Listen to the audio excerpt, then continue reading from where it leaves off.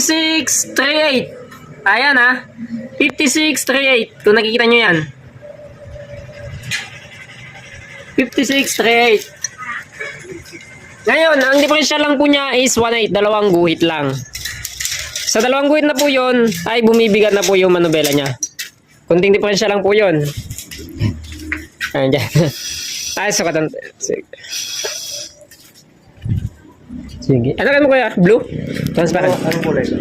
Blue, transparent. Tigad kita. Transparent. Pagdating naman po dito sa advancement po ng side wheel, sa ngayon, kasi naka-full adjust na po yung center po ng gulong natin, no? Naka-full adjust naman na siya patras. Sa ngayon, maganda po yung sukat niya.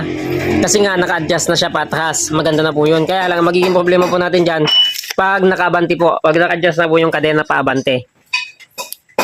Tingnan niyo po yung clearance, ha?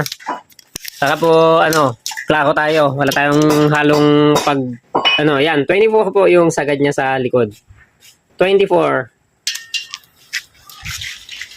Dito naman po,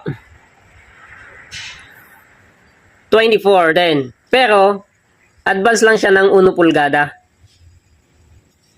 Advance lang siya ng 1 pulgada.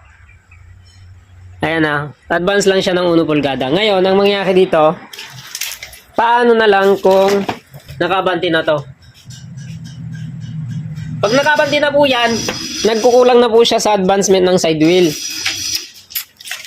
Kaya mangyayari niyan, ang gagawin po natin dito, pag binaklas po natin dito, itutumba na lang po natin ng konti. Ito, yan kung nakikita nyo, medyo huli itong axle kumpara dito sa may pinagpatungan niya. Ang gagawin na po natin dyan, i-adjust natin ng pababa ng konti. Tapos itutumba natin ng konti para mahabol po niya yung 1 pulgada ang hinahabol po natin. Ayun. Tapos ang pangalawa po, nakita po natin dito, bukod sa 1.8 po ang problema o dalawang guhit na mabukas sa harapan. I-consider na rin po natin yung lambot ng spring. Kasi nga, pag nakahagaan na po siya, mas mababa na dito sa may side wheel.